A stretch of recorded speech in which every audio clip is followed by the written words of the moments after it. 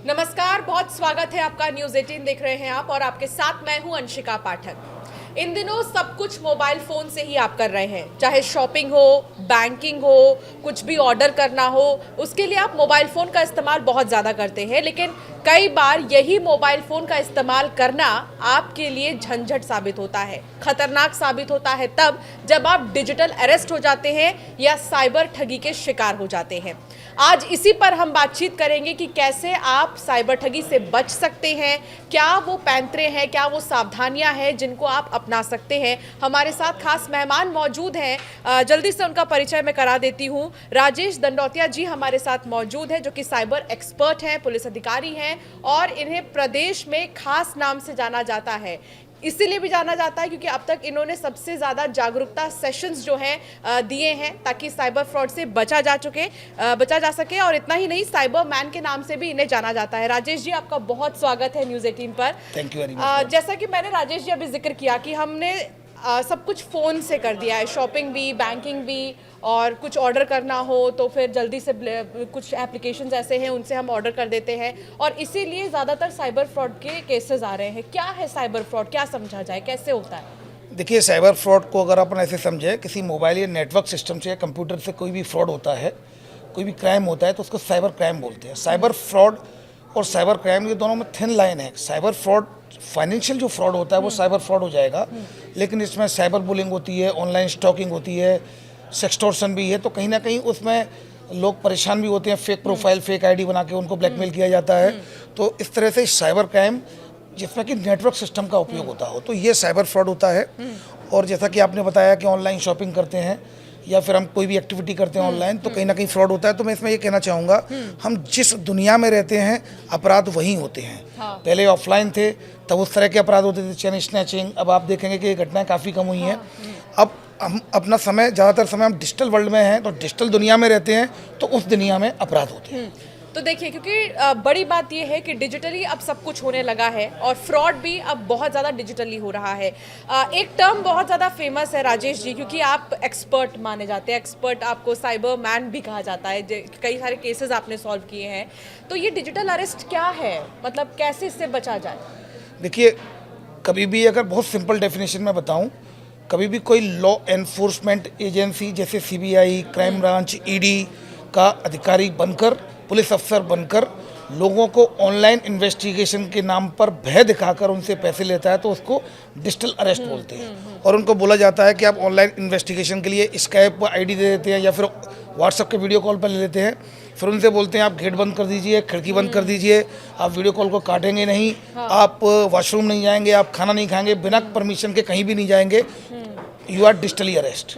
तो इस तरह डिजिटल अरेस्ट होता है। लेकिन लोग डरते क्यों है? मतलब हाई प्रोफाइल के हम देख रहे हैं कि डॉक्टर, लॉयर, शेयर मार्केट में प्रॉफिट के नाम पर हाई प्रोफाइल के लोग ज़्यादा इसमें फंसते हैं। क्या इसकी वजह क्या समझते हैं आप? देखिए मैम, सबसे पहली बात तो ये हमें समझना होगा, अगर कोई व्यक्ति एजुकेटेड है, अगर और अवेयर नहीं है, तो वो साइबर फ्रॉड का शिकार हो सकता है। और कोई व्यक्ति अनएजुकेटेड है बट अवेयर है, तो वो साइबर फ्रॉड से बच सकता है। एजुकेटेड होना और अवेयर होना ऑल टुगेदर डिफरेंट थिंग, ये दोनों अलग अलग चीज़ें हैं। तो अगर if we are educated and we are not aware, तो हमारे साथ ही फ्रॉड होगा। तो हमें एजुकेटेड होने के साथ साथ अवेयर होना होगा। इसलिए अगर आप देखेंगे साइबर फ्रॉड में एक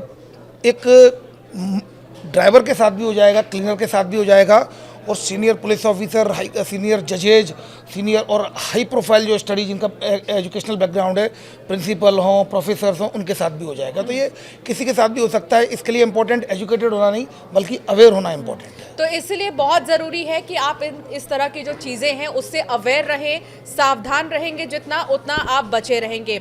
राजेश जी, एक सवाल ये भी है कि मान लीजिए कि कोई डिजिटल अरेस्ट हो गया या साइबर ठगी का शिकार हो गया, अब वो क्या करें? देखिए मैम, सबसे पहली बात तो ये है कि जो तत्काल उसको रिपोर्ट करानी चाहिए।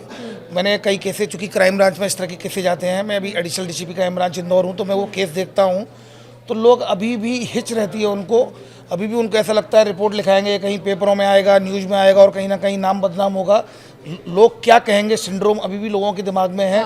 अभी तो पहले लोगों को इस बात के लिए जागरूक करने की ज़रूरत है कि जो भी केस अगर उनके साथ फ्रॉड होता है वो तत्काल उसकी रिपोर्टिंग करें।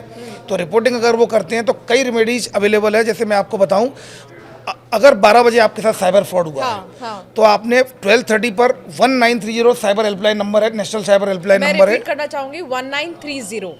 यस, अगर 12 बजे आपके साथ फ्रॉड होता है और 12:30 तक अगर आपने 1930 पर कंप्लेंट रजिस्टर करा दी, जो कि नेशनल साइबर हेल्पलाइन नंबर है, तो 1 बजे तक, मैक्सिमम 1 बजे तक वो सारे अकाउंट होल्ड और फ्रीज हो जाएंगे जिनमें आपका पैसा गया है। तो जब होल्ड और फ्रीज हो जाते हैं, फिर उनको कोर्ट के माध्यम से कोर्ट बैंक को आदेशित करती है, वो पैसा वापस मिल जाता है। 2023 में क्राइम ब्रांच ने 5 करोड़ रुपए विक्टिम के वापस कराए थे और इस साल तो हमने 14 करोड़ 20 लाख वापस कराए थे।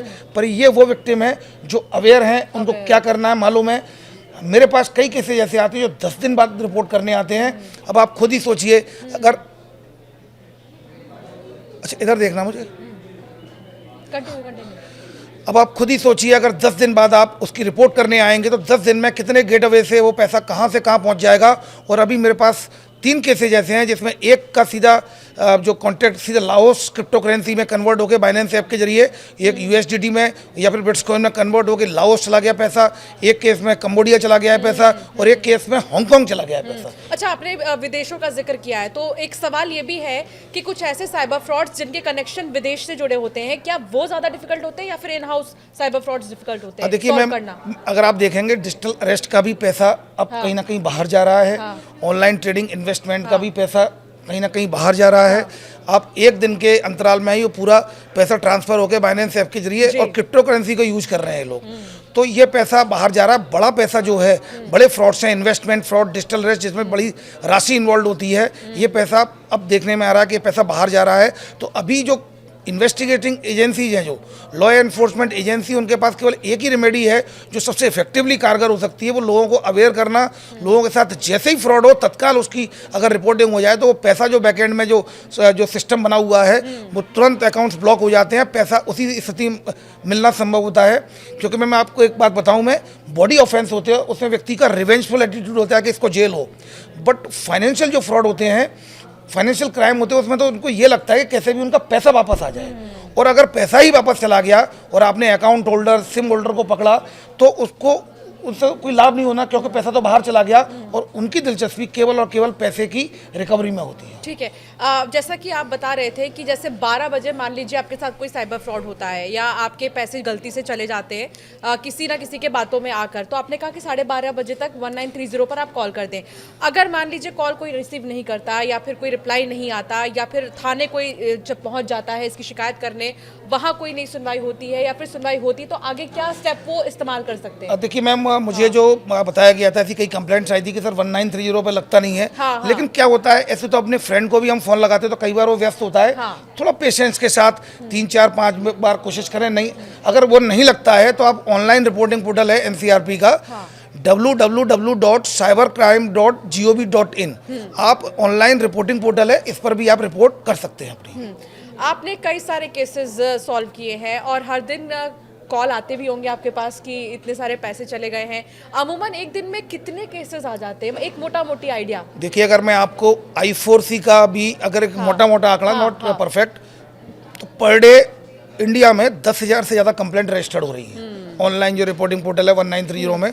और हम अपने इंदौर का बताएं तो इंदौर में पर डे 35 to 40 कंप्लेंट्स आ रही हैं। मतलब ये आंकड़ा और बढ़ेगा ही, क्योंकि पिछले साल अगर हम देखेंगे 70 से 75 करोड़ इंदौर में ही अकेले फ्रॉड हुआ है, जिसमें से हमने 14 करोड़ वापस कराए हैं। तो परसेंटेज अगर हम मानेंगे 15 to 20% हम रिकवरी करा पाए हैं, वो भी वो अकाउंट ब्लॉक करा के जिन लोगों जो अवेयर थे, जो विक्टिम्स, उनकी वजह से हम लोग उसको रिकवर कर पाए। ठीक है, आपने रिकवर किया सर, तो ये आपने देखा होगा कि जो एजेड हैं वो ज़्यादा शिकार हो रहे हैं, यूथ ज़्यादा शिकार हो रही है, या फिर कौन सा एज ग्रुप सबसे ज़्यादा शिकार होता है? देखिए मैम, अपन क्या होता है, कई बार सीनियर सिटीजन इसका शिकार हो जाते हैं। अब मैं आपको डिजिटल अरेस्ट का केसेज बताता हूँ। एक केस में हार्डली 35-40 ईयर्स के ओल्ड डॉक्टर, पति पत्नी डॉक्टर दंपत्ति डिजिटल अरेस्ट हुए। सेकंड एक लड़का था जो एमजीएम से पीजी कर रहा था मेडिकल कॉलेज से, वो भी डॉक्टर था। थर्ड एक 26 साल की सॉफ्टवेयर इंजीनियर लड़की थी। फोर्थ एक 22 साल की कंपनी सेक्रेटरी थी। फिफ्थ एक चार्टर्ड अकाउंटेंट थी 28 साल की। फिर एक 70 साल के रिटायर्ड जो बैंक मैनेजर थे। तो इसमें बहुत ज़्यादा अपन बहुत स्पष्ट रूप से कह पाएँ कि साइबर फ्रॉड में वो लोग टारगेट हो रहे हैं, ये थोड़ा सा डिमार्केशन करना मुश्किल है कि ये सभी के साथ हो रहा है। एक 20 साल का बच्चा भी साइबर फ्रॉड का शिकार हुआ, या फिर RR कैट के जो साइंटिस्ट हैं वो 70 जो 65 ईयर ओल्ड है वो भी उसके शिकार हुए। सबसे ज्यादा मुझे लगता है सेक्सटॉर्शन को लेकर ज्यादा ठगी हो रही है। यस मैडम, ये अगर आप देखेंगे, किस्सा कोई अगर आप हाँ I4C में मैम अगर आप देखेंगे तो सब नंबर ऑफ कंप्लेंट जो आ रही हैं वो सेक्सटॉर्शन की, और सेक्सटॉर्शन इतना मिक्स हो गया है। जैसे ऑनलाइन अगर आप देखेंगे ऑनलाइन डेटिंग ऐप, अगर अब कल 14 फेब है जो वैलेंटाइन डे के समय भी, हाँ यस, अगर आप देखेंगे तो डेटिंग ऐप होती हैं, इसमें फेक प्रोफाइल बना लेते हैं लोग, और फेक प्रोफाइल बना के वीडियो कॉल कराते हैं और उसमें न्यूड एक्ट होते हैं, उनको कैप्चर कर लेते हैं। या फिर आपका कोई जो ऐप, अगर आप स्टैंड लॉन ऐप होते हैं उनको आप डाउनलोड करते हैं, तो कई ऐप ऐसे, जैसे ही आप डाउनलोड करोगे तो आपकी मीडिया गैलरी और आपका कॉन्टैक्ट लिस्ट का पूरा एक्सेस साइबर फ्रॉडस्टर को चला जाएगा, और ऐसी स्थिति है फिर वो वहाँ से मीडिया गैलरी से फोटो वीडियो निकाल कर कॉन्टैक्ट लिस्ट में भेजना शुरू करता है, और फिर आपको ब्लैकमेल करता है, अगर आप चाहते हैं कि नहीं भेजूं तो फिर आप इतना पैसा दीजिए। तो सेक्सटॉर्शन की नंबर ऑफ कंप्लेंट सबसे ज़्यादा लास्ट ईयर जो इंडिया में हुई है, वो नंबर ऑफ कंप्लेंट मुझे लगता है सर, जितना आपसे मैंने अभी बातचीत की कि जो डर गया मानो वो फंस गया, पूरे ठगी का खेल यहीं पर आके अटकता है। यस मैम, नंबर 1 डरना, और नंबर 2 मैम लालच। हम ये सोचते हैं कि 1 रुपए के 2 रुपए दुगने हो जाएंगे, और दिख भी रहा है हमारे ऐप में, लेकिन वो डमी ऐप होते हैं। आप ये स्वयं सोचे, कितना भी बड़ा बिजनेसमैन क्यों ना हो, कितनी बड़ी कंपनी क्यों ना हो, आपको दुगना एक महीने में दुगना कर दे, ये कैसे पॉसिबल है? ये पहले भी चिटफंड कंपनियां इसी तरह करती थी और लोगों का पैसा लेके भाग गई थी। तो ये जहां भी अनरियलिस्टिक रिटर्न की कोई बात आती है तो हमें फोकस करना चाहिए उस वेबसाइट के बारे में। वो वेबसाइट कैसी है? virustotal.com एक वेबसाइट है जिसमें मोर देन 50 एंटीवायरस सॉफ्टवेयर हैं, उनमें अगर स्कैन कर लेंगे तो क्लियर हो जाएगा ये वेबसाइट सही है या गलत है। www.sebi.gov.in में जाके हम उसका रजिस्ट्रेशन चेक कर लें।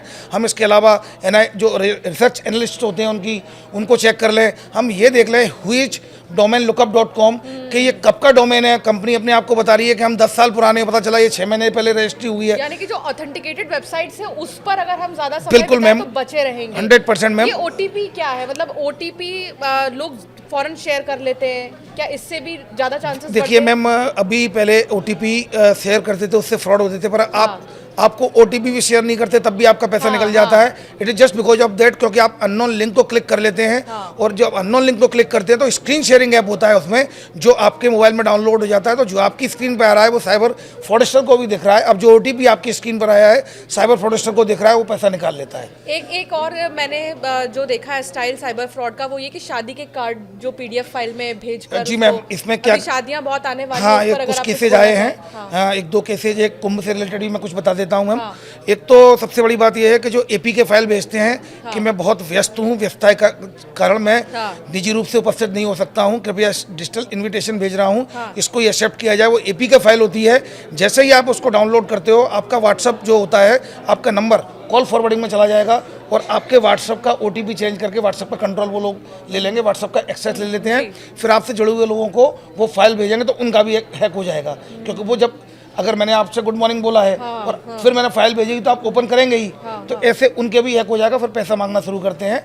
तो कभी भी अननोन नंबर से अगर कोई इन्विटेशन आता है, कोई APK फाइल होती है, तो कभी भी अननोन APK फाइल को डाउनलोड नहीं करना है। इनफैक्ट आपके फ्रेंड ने भी अगर APK फाइल भेजी है तो एक बार उसको फोन करके पूछ लें कहीं ऐसा तो नहीं है उसका मोबाइल हैक हो गया हो, उस चक्कर में आपका भी हो जाएगा। कुंभ का भी बता रहे थे। हाँ, दूसरा मैम, हाँ कुछ हमारे यहाँ इंदौर में भी कंप्लेंट्स आई हो, सभी जगह ये कंप्लेंट रजिस्टर्ड हुई हैं। कुंभ के लिए होटल बुक कराने के लिए ये लोग कस्टमर के जो नंबर लेते हैं, होटल का नंबर, वो डायरेक्ट गूगल से ले रहे हैं, जो कि सबसे बड़ी मिस्टेक है। हम गूगल से होटल का नंबर, हॉस्पिटल का नंबर, अगर आप देखेंगे कई जगह हेलीकॉप्टर जो यहाँ पे जो केदारनाथ की यात्रा में जाते हैं वहाँ हेलीकॉप्टर बुक कराते हैं, लेकिन वो डायरेक्ट नंबर ले टैक्सी बुक कराते हैं, होटल बुक कराते हैं, तो उनके साथ फ्रॉड हो जाता है। कुंभ में आजकल यही फ्रॉड चल रहा है, डायरेक्टली लोग गूगल से नंबर लेते हैं। तो गूगल से कभी भी नंबर नहीं लेना चाहिए। डायरेक्टली सर्च इंजन ऑप्टिमाइजेशन के तहत ये साइबर फ्रॉडस्टर उसको अपने नंबर को हायर रैंक करा लेते हैं। तो जब आप उसको डायल करोगे सबसे पहले वही साइबर फ्रॉडस्टर का नंबर आएगा, तो फिर वो आपको अननोन ट्रैक पे ले जाता है, फिर फिशिंग वेबसाइट पे ले जाएगा, लिंक पर ले जाएगा और आपके साथ फ्रॉड करेगा। हमेशा ऑफिशियल वेबसाइट पर जाकर, उस होटल की ऑफिशियल वेबसाइट पर जाएं, सिक्योर्ड वेबसाइट है या नहीं, HTTPS उसमें एस लगा हुआ है कि नहीं, उसके रिव्यूज पढ़ लें। इन सारी बातों को अगर आप वेरीफाई करके जाएंगे तो आपके साथ फ्रॉड नहीं होगा। तो ये तो सावधानियों की बात हो रही है कि आपको कौन सी चीज़ें ऐसी हैं जो देखना बहुत ज़रूरी है ताकि आप किसी भी तरह से साइबर ठगी का शिकार ना हो। एक कोई किस्सा सर आप जो शेयर करना चाहें, जब आपने किसी ठग को पकड़ा तो उसने क्या बताया कि वो क्या बातें करता है, कैसे वो पूछता है, क्या कहता है, मतलब उसकी वर्डिंग्स क्या होती है? देखिए मैम, एक तो क्या था, मेरी एक फेक प्रोफाइल बन गई थी, फ्रॉड हो गया था। मैं एक फेसबुक पे मैं फर्नीचर बेच रहा था। उसमें क्या हुआ था, मैंने ये बताया था, मतलब उस फेक प्रोफाइल बनी थी और उसमें यूनिफॉर्म में हूँ और मैं ये बोल रहा हूँ अपने फॉलोअर्स से कि ये मेरे फ्रेंड है जो CISF में, इनका ट्रांसफ़र हो गया है तो ये फर्नीचर बेच रहे हैं। तो फिर ये, और काफ़ी सस्ते दामों में बेच रहे थे वो, तो 11 लोगों के साथ फ्रॉड हुआ उसमें। और उसके बाद FIR हुई, तो फिर टीम गई उसको उठाने के लिए, तो राजस्थान के अलवर से उठाया उसको। उसके बाद जब उससे पूछा तो उसने 17 प्रोफाइल मेरी खोल के दिखा दी। उन्होंने बोला कि सर पूरा गांव ही ये कर रहा है, और मेरी नहीं कई और ऑफिसर्स की, और इस तरह से फ्रॉड हो रहा है। तो बेसिकली लोग आपके डर का, लोग आपके लालच का और लोग आपकी जागरूकता के अभाव का फ़ायदा उठा रहे हैं फ्रॉडस्टर। दूसरा एग्जांपल देता हूं, हमने गुड़गांव से कॉल सेंटर में 2 भाइयों को उठाया था। मैट्रिमोनियल फ्रॉड कर रहे थे वो। मैट्रिमोनियल फ्रॉड में सिर्फ कुछ नहीं, उनके कॉल सेंटर में लड़कियां बैठी हुई थी। अगर कोई किसी को शर्मा बन के बात करनी है तो वही लड़की काजल शर्मा बन के बात कर रही है, वही लड़की काजल गुप्ता बन के बात कर रही है, वही काजल अग्रवाल। तो कहीं ना कहीं इस तरह के बड़े बड़े कॉल सेंटर्स चल रहे हैं ऑल ओवर इंडिया में।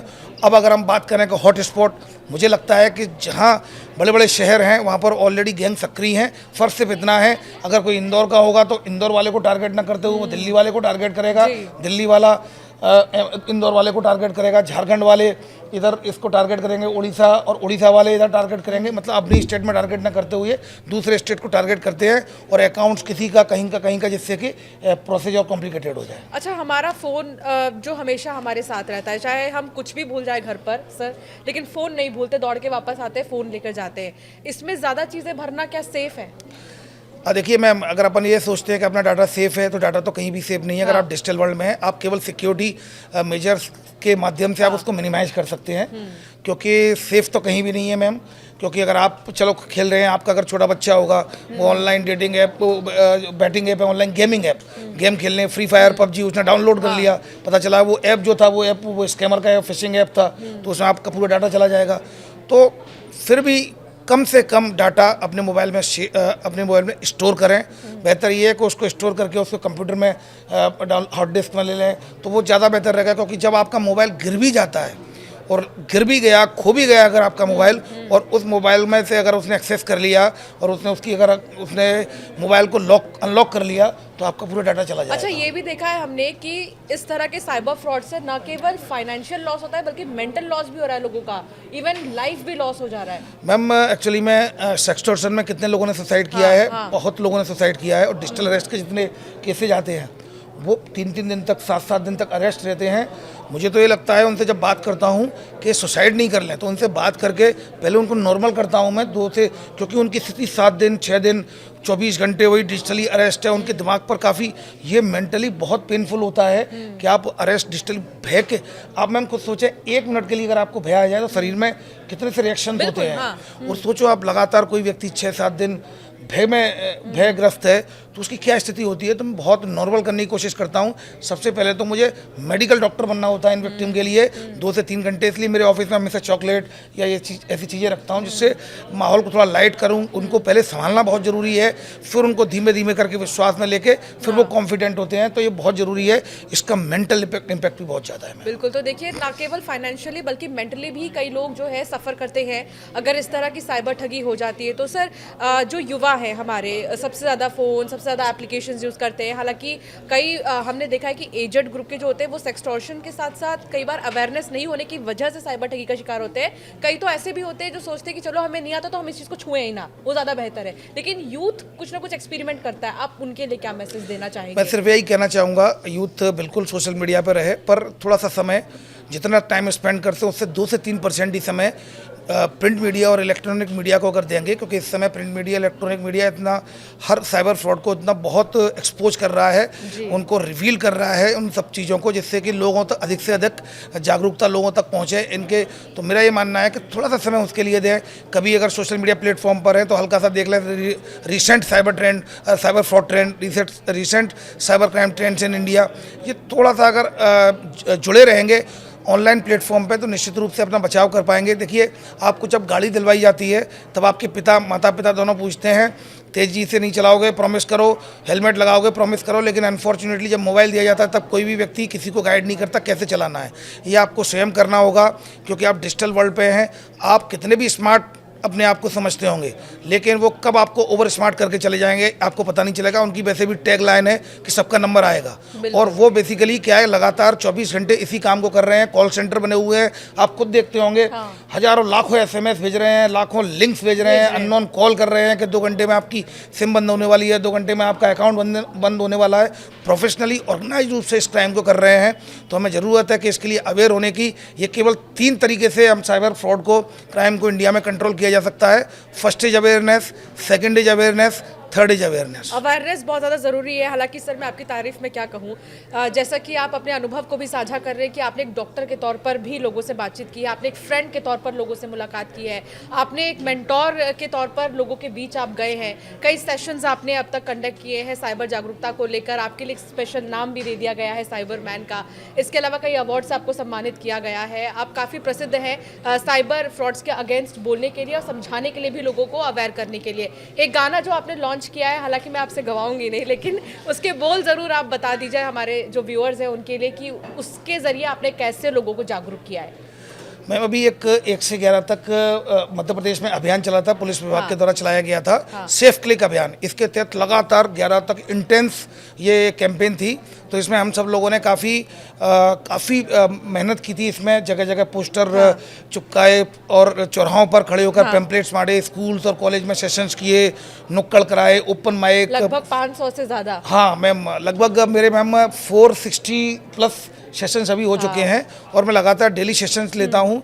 सेशंस के जरिए भी लोगों को कर रहा हूँ। प्लस मैं कितना वक्त देते हैं आप हर सेशन के लिए? मैं 1 से 1.5 घंटा सेशन को देता हूँ। मैं इसलिए, चूँकि टाइम भी मेरा प्रभावित ना हो, तो मैं कोशिश करता हूँ अर्ली इन द मॉर्निंग, सुबह 7 बजे 8 बजे का स्लॉट मिल जाए तो जल्दी से करके मैं अपने ऑफिस की, चूँकि क्राइम ब्रांच में बड़ी जिम्मेदारी होती है, ऑर्गेनाइज क्राइम पर वर्क करना होता है, ड्रग्स है, इन सारी चीज़ों पर काम करना होता है। तो अभी एक मेला था, उसमें लॉन्च किया गया था गाना ऑनलाइन इंटरनेट पर होने लगी है घटना, तो उस पर एक गाना बनाया था हम सभी लोगों ने मिलकर। तो वो भी काफ़ी मैम उसको कोशिश कर रहे हैं, काफ़ी लोगों तक पहुंचे। तो होने लगी है घटना। हाँ, होने लगी है घटना। आपने जागरूक किया लोगों को कि इससे बचिए। जी, और उसमें फिर जब गाना जैसे ही खत्म होता है तो मैंने 6 टाइप ऑफ फ्रॉड के बारे में बताया कि एपी के फाइल को नहीं क्लिक नहीं करना है, और आपको कस्टमर केयर से नंबर, मतलब कस्टमर केयर का नंबर गूगल से नहीं लेना है। ऐसे मैंने काफ़ी एडवाइजरी भी गाने के रूप में ही उसको थोड़ा सा बनाया गया है। वो गाना भी हम दर्शकों को ज़रूर दिखाएंगे।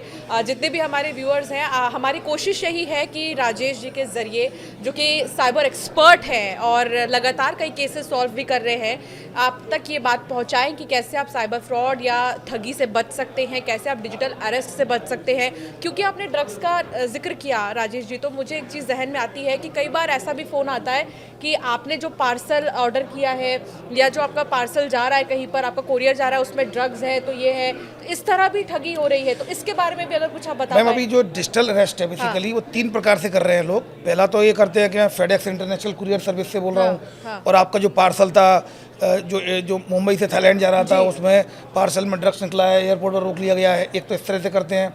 दूसरे कॉल ये आते हैं कि हम ट्राई के कस्टमर केयर से बोल रहे हैं, आपकी सिम 2 घंटे में बंद होने वाली है क्योंकि कुछ इलीगल एक्टिविटीज हुई है।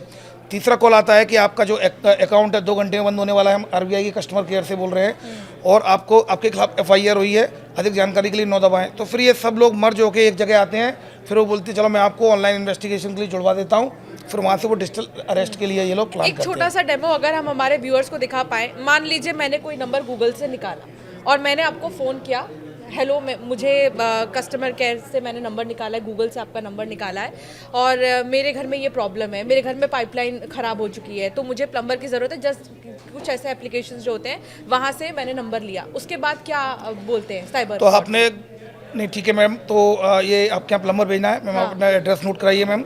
ठीक है मैम, अभी हमारा कस्टमर जो वो है इंजीनियर आपसे बात करेगा या प्लम्बर बात करेगा। ठीक है मैम, आपका यही नंबर है, अब से प्लम्बर बात करेगा, प्लम्बर आएगा।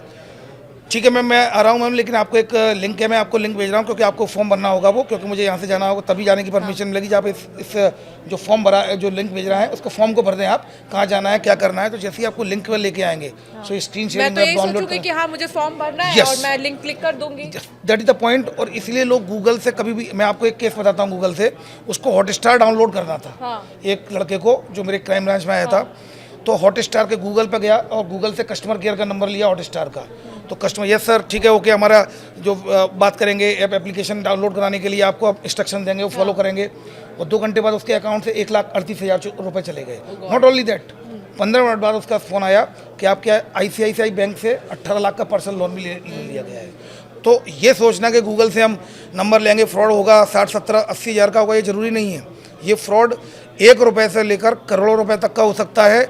और ये साइबर फ्रॉड में आप ट्रैप के प्रयास से लेकर आपकी जान भी जा सकती है। एक लड़की ने एक अननोन फ्रेंड रिक्वेस्ट पर मैम क्लिक किया, क्लिक करने के बाद उससे बातचीत होती रही और अंत में उसी ने ही उसका मर्डर किया लड़की का। तो एक क्लिक भी आपको, अननोन फ्रेंड रिक्वेस्ट की एक क्लिक भी आपके लिए जीवन के लिए खतरनाक साबित हो सकती है। जरूरी यही है कि आप कहीं से भी कोई भी नंबर ले रहे हैं तो बस ये देखिए कि वो ऑथेंटिकेटेड है या नहीं है, और जो डोमेन है जैसा कि बता रहे थे राजेश जी, वो भी सही है या नहीं है। राजेश जी, बहुत अच्छा लगा आपसे बातचीत करके और कई सारी चीज़ें आपने बताई हमारे दर्शकों को, लेकिन जाते जाते कोई मैसेज अगर आप देना चाहें। मैम देखिए, मैम अभी डिजिटल अरेस्ट 2024 में वो इन्वेंट करके आए थे, they are creator, basically create करते हैं वो लोग। तो अब मैं आपको बताता हूँ कि 2025 में फिर कोई नया तरीका लेके आएंगे। तरीकों से कब तक आप अपडेट रहेंगे? तो एक अगर ये मेरी टैगलाइन याद रखेंगे तो साइबर फ्रॉड नहीं होगा।